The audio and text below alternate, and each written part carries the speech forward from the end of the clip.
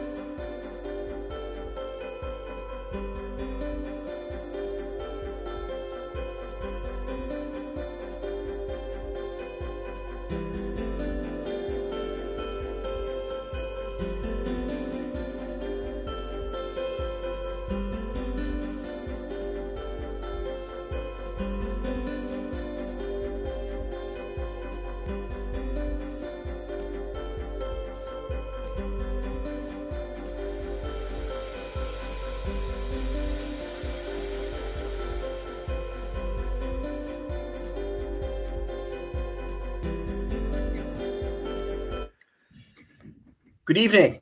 I'm Joe Restusher, and welcome to the LIFT's convening. Tonight, we have the opportunity to hear from the Weymouth Public Schools, a district that has been building trauma-sensitive capacity for several years. The superintendent, Melanie Curtin, has been supportive from day one, and Lindsay Jacobs, a Lesley Adjunct, has been at the center of the work. Lindsay will guide us through this evening's presentation. So I'm going to turn it over to Lindsay.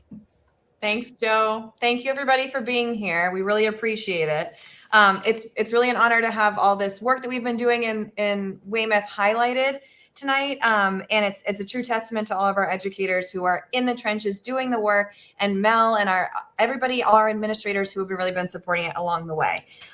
Since starting, we started in 2021 with just the first LIFTs course. We had, I think, 23 folks take it just on a whim, and they dug right in, and it was so obvious. Since then, we have had 4 full cohorts earn their certificate. So four full cohorts have gone through all 4 courses, and a few have taken course 5 here in Weymouth. We've had 128 staff take at least one LIFTs course, and most have gone on and taken more. And so we have, out of that, we've done 1 course 5, which is wonderful, race, trauma, and equity. And we're doing another one scheduled to start in January. We have also done an administrator's training. We did one this summer where we kind of condensed course 1 and course 3 in terms of thinking about, from an administrator's perspective, what do you need to know about what we're learning? And that was based on feedback we were getting in the classes. We have 1 trauma-sensitive committee that's established and up and running at our middle school. And then we've got 1 of our elementary schools is doing executive coaching with Joe Restusha from LIFTs. We have had multiple school-wide supports, from relationship mapping to calm corners to things for collective care for staff. We've had many PDs and information from myself and a range of folks who have taken the LIFTs courses on different things that they've learned. And we've had a lot of really thoughtful interventions and supports, just little things implemented. Our motto has kind of become small is the new big here in Weymouth. So we've done a lot of things that, looking at one thing individually, you may not notice, but all of them together have really created just a wonderful product, and we're still moving forward, which is wonderful. I would love to introduce Mel Curtin, who is our amazing superintendent here in Weymouth, who, like Joe said, has been more than supportive from day one. And we'll hear a little bit about why Mel has been supporting this effort. Thanks so much, Lindsay. Lindsay just gave us all the highlights in Weymouth, and I think they speak for themselves, but I can't really explain how proud I am of the work that we've been able to do in Weymouth with Lindsay and Joe and the partnership with Lesley. All of our educators that have been involved in the LIFTS course have, just like Lindsay was saying, they've all had impact in our schools and our students. And I think where we really thought about when Lindsay came to me and we were looking at this opportunity, a lot of times with professional development, people want to kind of push top down with professional development. And really what I think we recognized is that the power comes from bottom up. Right. And that if people have a willingness and an openness to learn, that's where all of the power is. So that's where we started. We started with the staff that had genuine passion, genuine interest, and wanted to take this course. And the courses continue to grow. Like Lindsay was saying, many of them finished all of the courses. But there was this passion building within our community, which was exactly what we wanted. We didn't want a one and done kind of professional development. It's something that's too important to us and to our students that we really needed to kind of do the slow and steady. And we've seen a lot of initiatives come through. We've seen the CEL, we've seen restorative practices, we've seen DEI, and a lot of times these kind of hit our districts and people want to be trained right away. But if you really want to do it right, it really is slow and steady. And it is really with the people with the boots on the ground that are learning and want to spread. I mean, we now have kind of this large army of passionate, engaged educators that are outselling this program to the rest of the district, which is just amazing because that's really what we envisioned when we started this work. And, I look at, all of the different initiatives that come at districts, and really what we've been trying to do is build community. And I think that's what's so important to us, is that we're educating ourselves, we're becoming more empathetic with our students and our staff and our families. And like Lindsay was saying, we've implemented a lot of pieces in our district, like relationship mapping and collective care, all of these things that are just truly helping us build a community that we are very proud of. And I'm, like I said, I couldn't be more excited about the work. I think as a superintendent and as the assistant superintendent before, my role in all of this is to just make sure Lindsay and Joe have all the support they need, that our educators feel like they're empowered to bring a lot of the work that they've done to their buildings. So we've seen a lot of our educators that have gone through the LIFTS course, running staff meetings, completing trainings in their schools. And that's exactly what we wanted, is that they were able to kind of be the trainers in the future. So my role is really just giving Lindsay and Joe the space to do all of this work. And we know people are super busy. So how we try to support that is offer professional development days and any time that we can during the school day to really do this important work. And that's literally all I've done. I really just support these amazing people, and I can't thank them enough. Thank you, Mel. We really appreciate you. All right, so you now will get to hear from some of our educators. So what I like to say too is that we can come from Lesley with these ideas, but that's all they are until you put them into practice. And the educators that you're going to hear from have done just that. So they take an idea and they just completely run with it. And so you get to hear from just 3 examples, although there are countless others, but 3 examples of how we're taking these ideas that we're learning and putting them into practice. First, you're going to hear from our group from Weymouth High School. So you're going to hear from Julie Bowen and Alexis Dorn, 2 of our amazing educators at the high school. Hi, everyone. Glad to see so many people on here. It's really exciting. I'm Julie Bowen, and I teach career in tech ed at the high school, or comprehensive. And I have been working throughout this program with Alexis, and we have another teacher who wasn't able to be here, Elena, who is one of our art teachers. So Alexis, if you want to introduce yourself. Yeah, I'm Alexis Dorn. I teach history at the high school, and what Mel Curtin said, like, we're just so grateful for her. Like we really do feel supported to like try to learn how to like help reach these kids.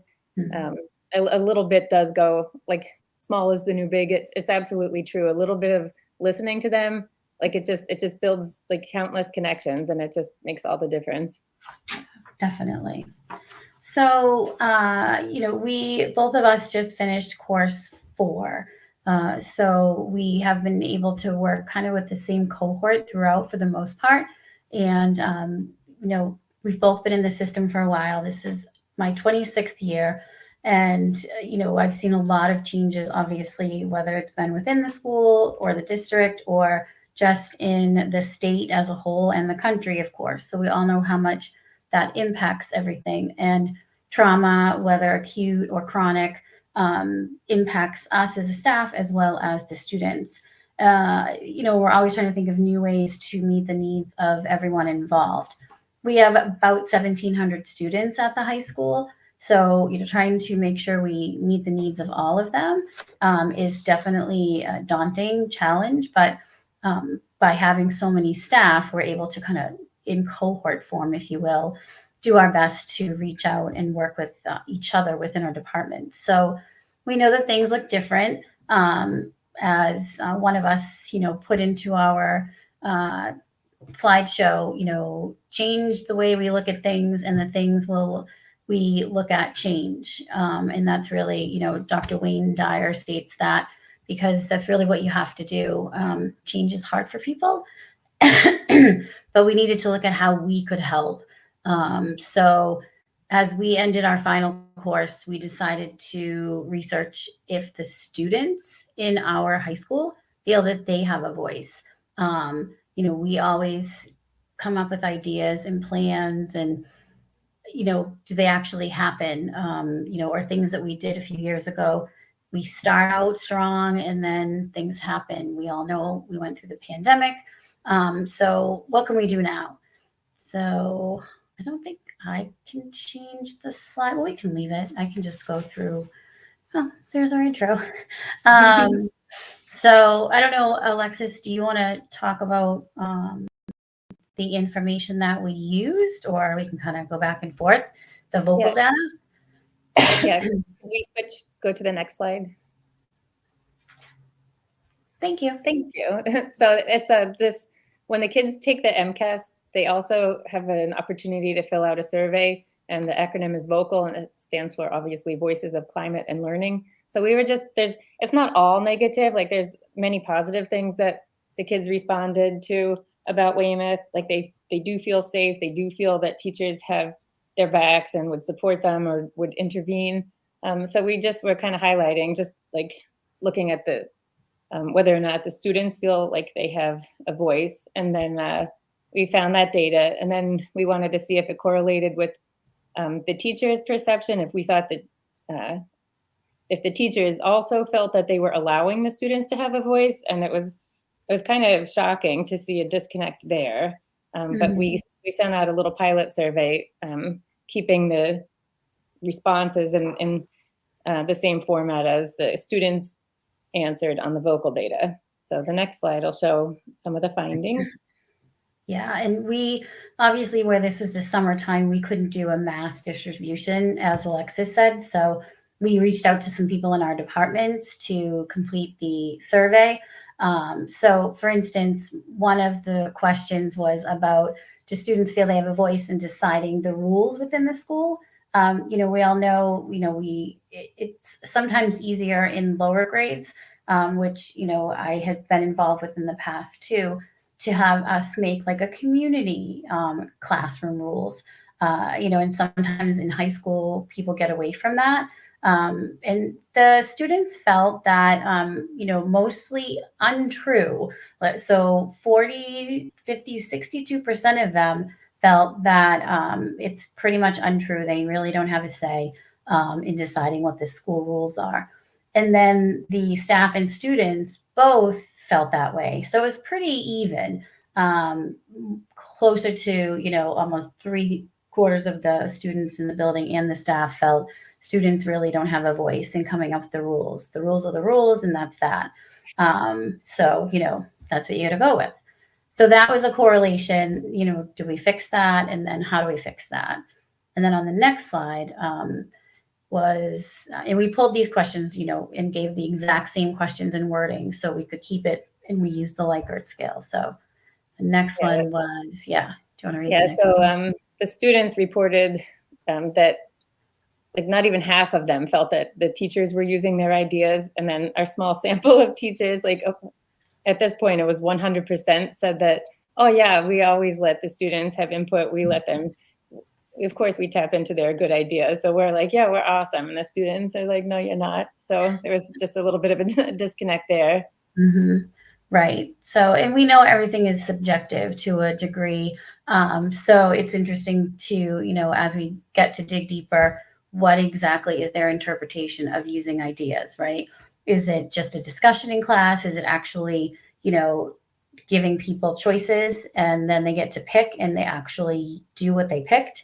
I know differentiation, but is that actually happening? And is it a valid performance task that students are being rated on? So, again, that's the subjective part of the questions on both sides that we all know comes into that interpretation of the data. The next slide was, let's see. Right. Okay. So, while some of the students and teachers, we did find that strong correlation, there were also the different findings, and another component of the vocal data was that 75% of them said that they do worry about their grades. It's hard for me to enjoy school. And then we think we're actually listening, and we report that we ask them, how are you doing? But there's obviously a disconnect. Like the students might think we're asking, oh, do you understand the material? And they might assume that's all we care about is if they learn and not about how they are. Mm-hmm. So like maybe if they know, I don't remember who said it, but they don't care how much you know until they know how much you care. So we just got to make sure that is conveyed. Right. And a lot of that started prior to this, where one of our departments was trying to match up freshmen with a teacher that they felt comfortable with, because it is hard with that incoming grades to see who they go to. So, similar to what Alexis just said, just really trying to find that connection with a student. And it is hard, because a lot of our time, as you all know, is taken away by students who need extra help, often for struggling behaviors. And then the quiet, we all know, squeaky wheel gets the grease, right? So students that are quiet often sometimes just fly under the radar. So some of the struggles with this, not everyone is going to participate, right, in the survey. So you have that limitation. And then it's a subset of students, only the students taking MCAS complete the vocal data. However, you could have a sustained amount of data for comparative study down the line.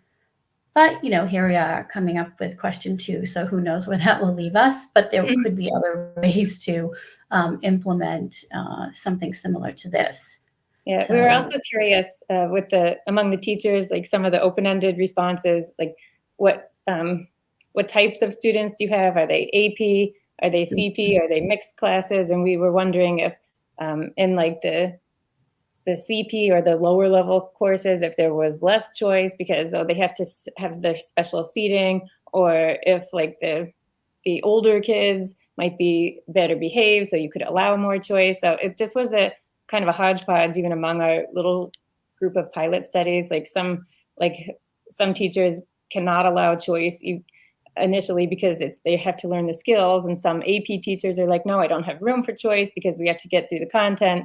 But there's always small little tiny ways we can allow them to have a choice and have a voice. So right. Exactly. And then I think next steps, right? we had talked with our school administration, obviously, to get this data. So they are aware that we were doing this at the end of the summer. We wanted to kind of get through the first term before we then reconvene to talk to them about distribution school-wide, so that we could get a bigger participatory group to analyze the findings and then kind of review those open-ended questions to kind of disaggregate the data. And then hopefully be able to share our findings with administration and see what we can share back with the staff, and get people to participate, knowing that, we have no interest in, getting people caught up in any kind of, you're not doing this, you're not doing this. We just want to help the students. And I think ultimately that's what we all want to do.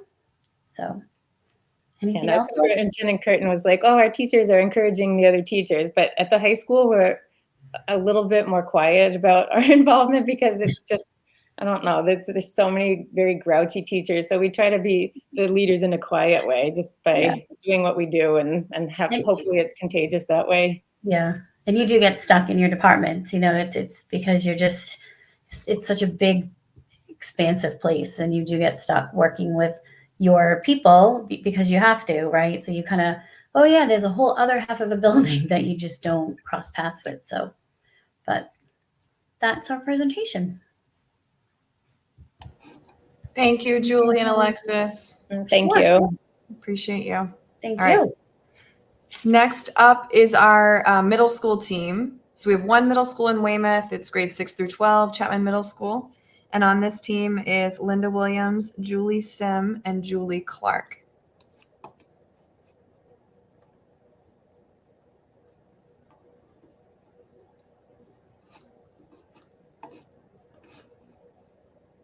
Oh, and Diane Cohen's here as well. Awesome. So Diane Cohen, and then, hey, Diane, sorry. That's okay. And then Linda Williams and Julie Sim are the other. And I think they're both on the same screen. There we are. Perfect. All right. Yay. Take it away, you guys. Okay. So we had the luxury of having Lindsay in our building, and we had panorama data to base our project off of. So we had 2 panorama surveys conducted with our middle school students last year. And one of the key focus areas that was brought to light was related to how teachers felt, how confident were they in their ability to assist those challenging students who may have experienced trauma and whose behaviors are manifesting in the classroom.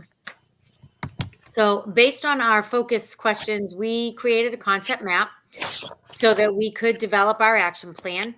And it obviously addressed the central question related to the teacher's confidence level. And we use this information to gather data from our staff. And we're going to help us perform a root cause analysis. Using the insights from this data collection, we're going to develop and implement our action plan. So our action plan, the latest the panorama survey revealed that professional learning was the lowest scoring area with a benchmark of 27%, placing it in the 0 to 19th percentile nationally.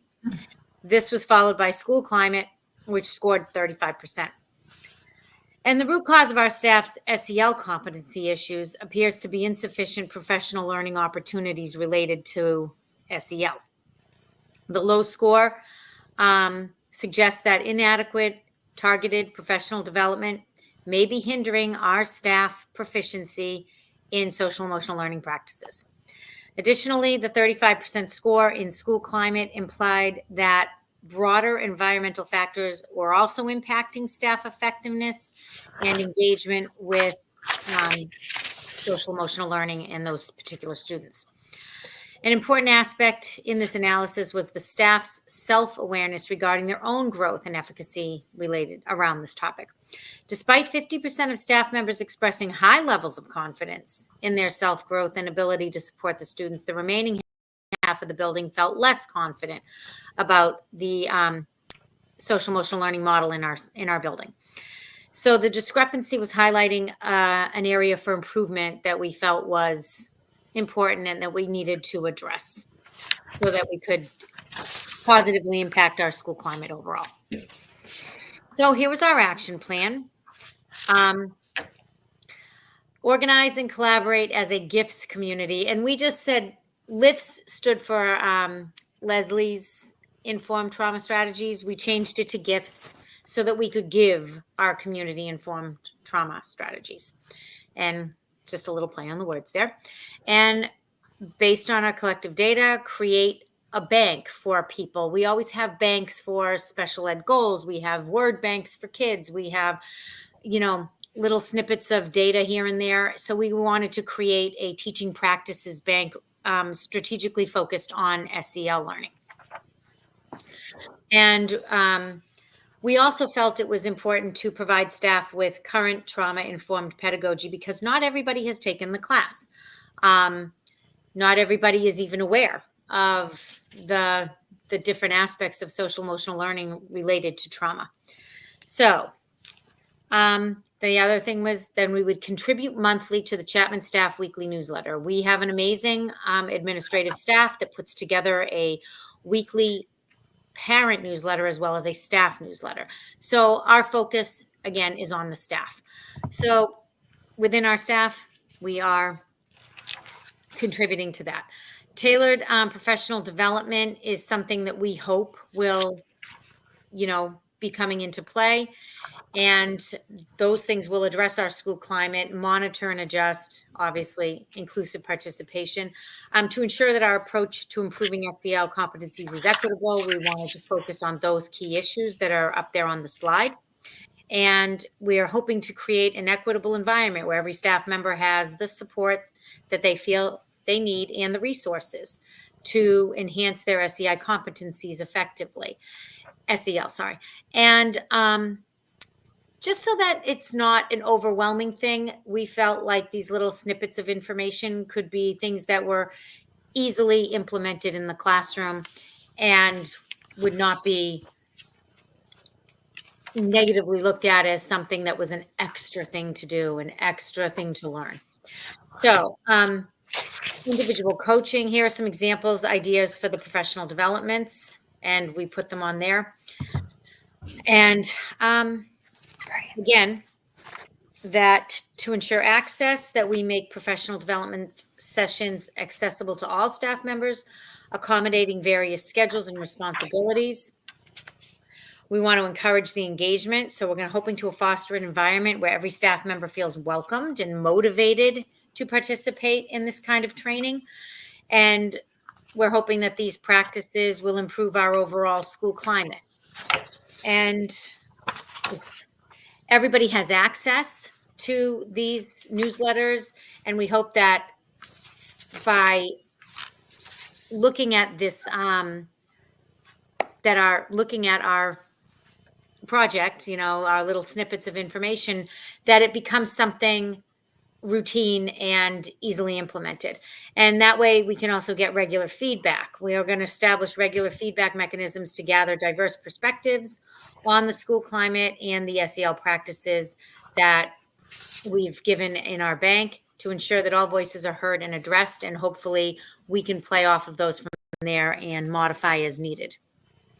We're going to track progress and monitor and adjust. Again, I personally am a SPED person. We monitor and adjust all the time, as do all of our teachers, and adjust the strategies, maybe take suggestions from people and find out what is working and what isn't working, and maybe sort of create some sort of living document as that mid-year check-in.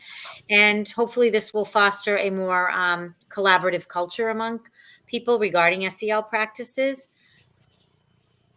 That way, and also everybody will have access to the resources and tools. So to effectively address the SEL competencies and create an equitable professional development environment, we've proposed a 3-year roadmap with key benchmarks.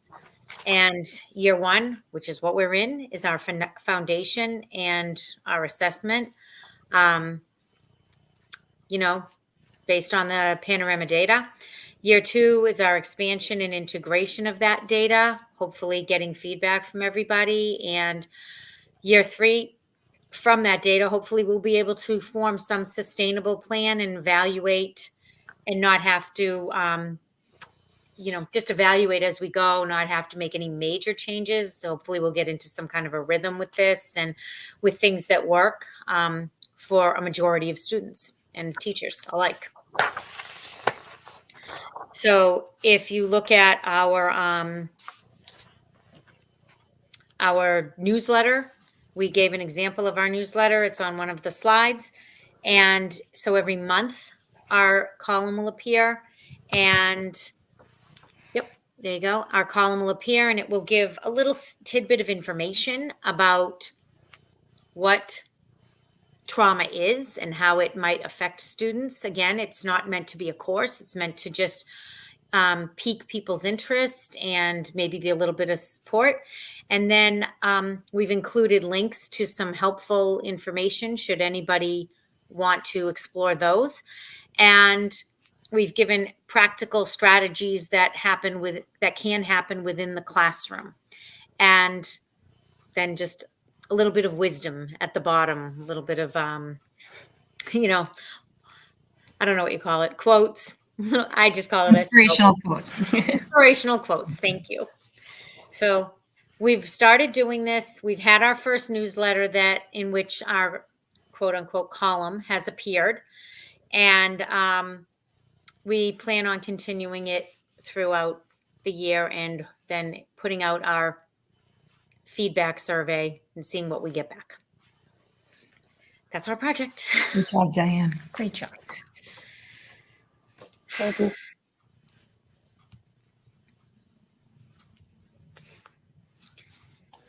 Thank you, Diane. So wonderful.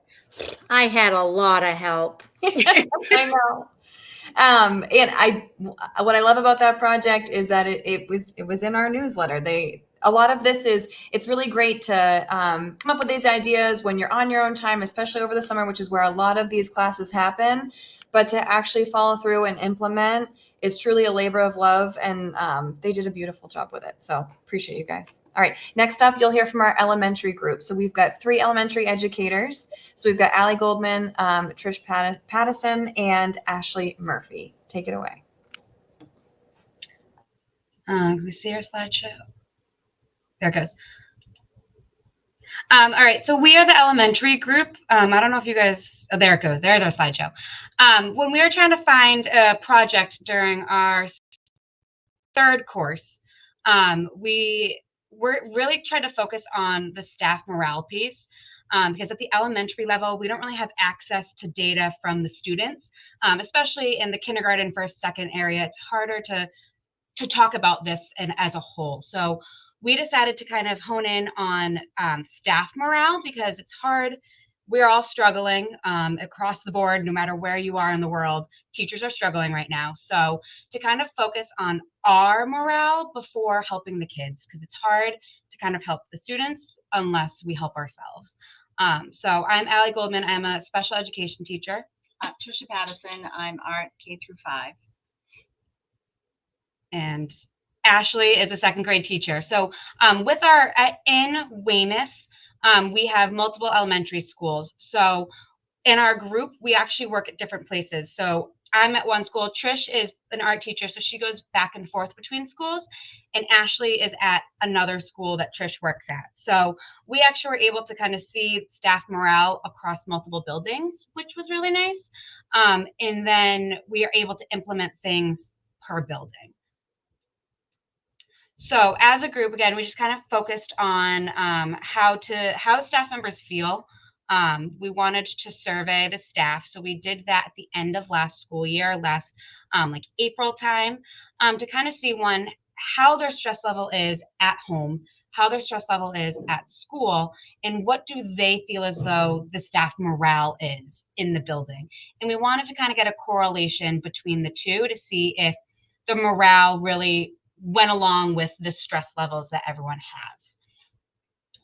So we created a Google form, and it was optional. Our administration, again, was fantastic and let us take part of a staff meeting to send it out.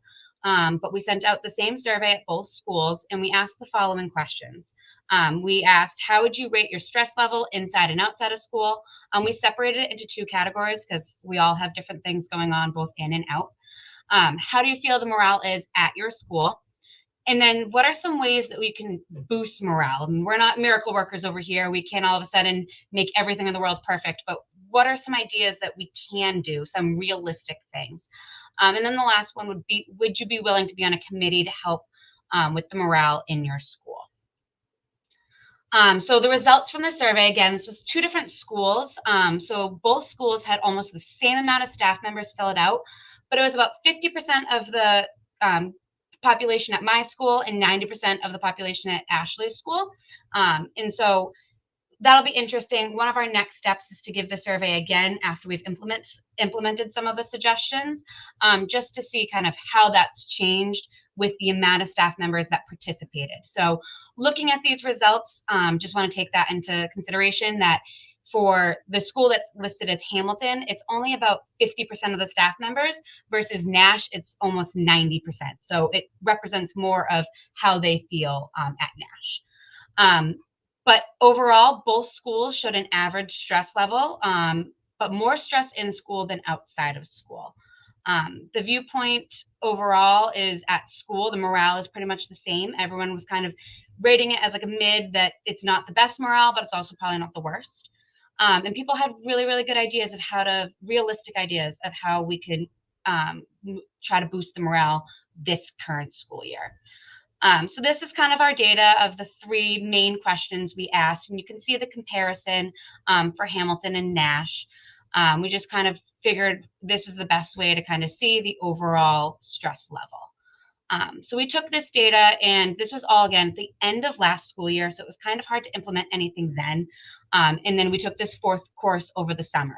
So we took the data from the 3rd course, and we decided to try to implement things this upcoming school year. So overall, we figured that we do have some great data to kind of help boost our morale this year. We wanted to welcome the change, and we did have some, when we originally gave our questions, we realized the wording was a little confusing. So it was kind of a learning opportunity for us. We changed the wording of one of the questions. I wish I could pull up the actual slideshow for you guys, or the survey, so you could survey so you could see it. But we did have to flip some of the questions, so that was kind of like a learning opportunity for us. And then trying to create a committee and implementing some of the ideas this year was one of the goals we had. So some of the things that we've already done this year is we've implemented things like staff shout outs. We don't have a full committee yet, because again, it's another commitment and we don't want to add more to the teachers' plates because that's only going to cause more stress. But we do have some volunteer time. We do have some opportunities at our staff meetings. Thank you. Our staff meetings that were given in order to try to come up with ideas. We're taking what everyone's saying. A lot of the suggestions that came to us were things like the staff shout outs, doing physical activities. We've talked about putting in a pickleball court at our school. I know at Nash, they already have one, and just trying to implement those fun activities outside of school, again, all on a voluntary basis. Things like paint nights or morale pals, different ways to kind of boost each other up, because we know if someone's having a bad day, what we can do to help them. And then something else that we're trying here is refreshing some of the common areas. So making sure like the staff room is welcoming and the bathrooms feel fresh and all of that. So we've printed out some posters to put around the building just to remind teachers how well they're doing and that we're all kind of in this together. We're trying to be the change. We're trying to boost how we're feeling. And then going forward, so we're going to send out the survey again. This year, we're kind of implementing what we can to realistic values. And then in January of 2025, we're going to send out the survey again and see how that data has changed.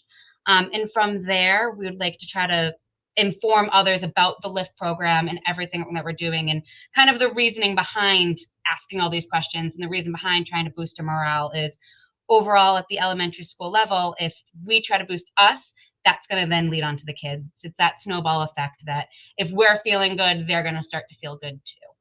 And I think that was the primary basis of our project.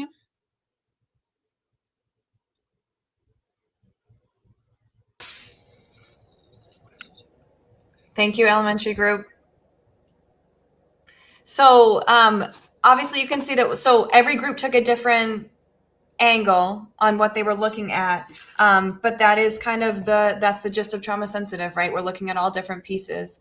We're wondering now, I think one of the questions that I wanted to speak to is that staff have responded really well to all of these efforts. So things being implemented, going back to what Mel said, this is kind of a grassroots effort, and it's not coming top down, which isn't always received the best. This is coming from people who are in the trenches, so to speak. They're classroom teachers, they're school adjustment counselors, they're nurses, they're special ed teachers, they're specialists. We're in the trenches all together, and we bring that perspective, and we're saying, okay, these strategies are here. We've tried them. They actually are working for us.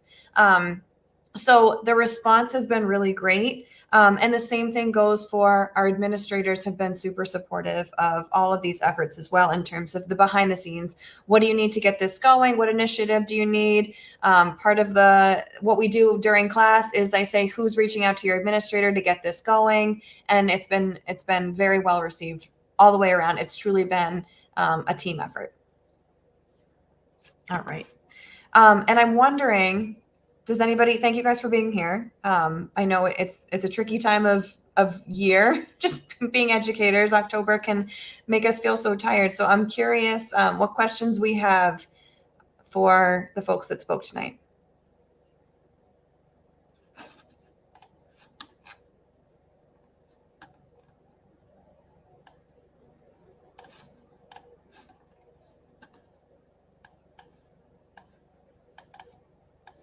All right. I do want to speak really quickly too. I know I see in the comments that some of you are taking your first course with LIFT. Some of you are taking your second and third courses. Some of you are almost at 4. I think one of the things that we end our courses with is it's really easy to think about these things when we're in a classroom setting, when we're all together, when we're kind of having a chance to come up for air, especially in the summer.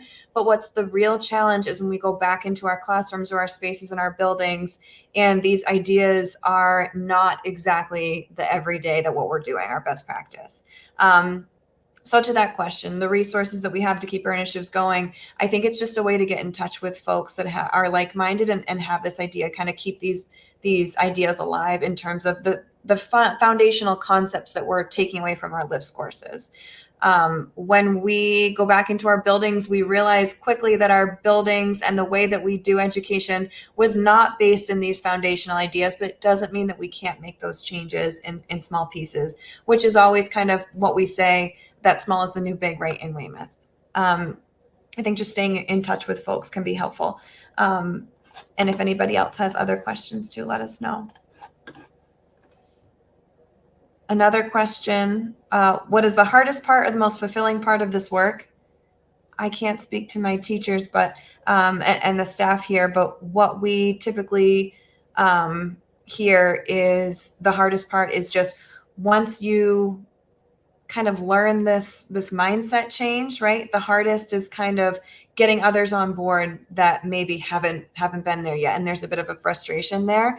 But what's really cool about this is because this is such a big initiative now in our district, there are a lot of like-minded folks who have taken the courses or maybe just through other means have gathered this mindset of trauma sensitive and doing right by our students and our staff. So it gets a little bit easier the more you surround yourself. The leadership support has been critical for this. So like we said, Mel Curtin, our superintendent, and she was assistant superintendent when we started the courses, has been nothing but supportive. So what do you need? Yes. Can you do this? Can you have this PD day? Absolutely. Do you need me to send this email out? Absolutely. Yes. Great. Setting up an administrator training? Absolutely. It's been wonderful. And I think that our building administrative staff, I'm hearing from my educators, has been absolutely wonderful as well. So our central administrative staff has been wonderful. And then our building administrative staff has been very supportive too with actually getting the initiatives implemented.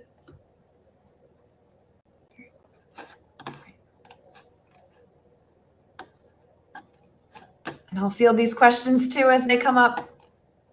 Thank you for your participation, folks. I know it's tricky. All right. Joe, I'm just going to keep firing through these questions if that's okay.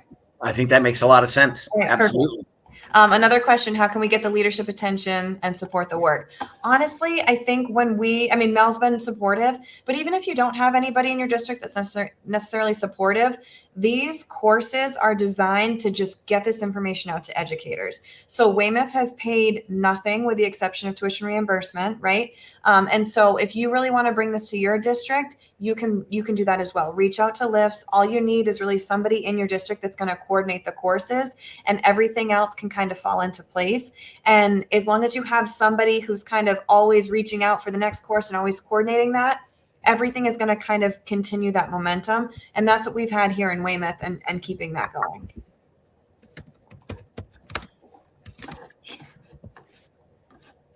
All right. Seeing other comments. All right. One more. Thanks, Joe. All right.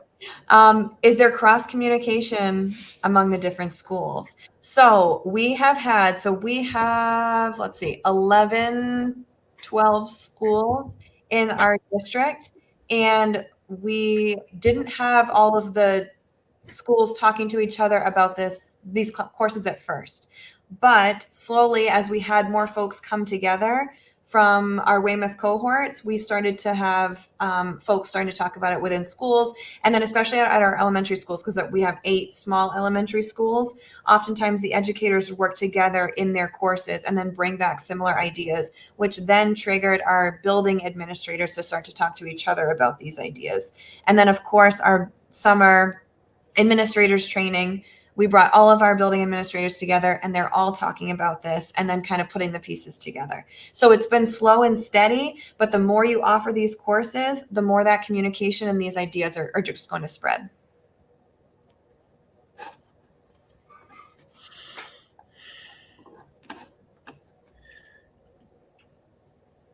So I think those are the questions, Lindsay. All right.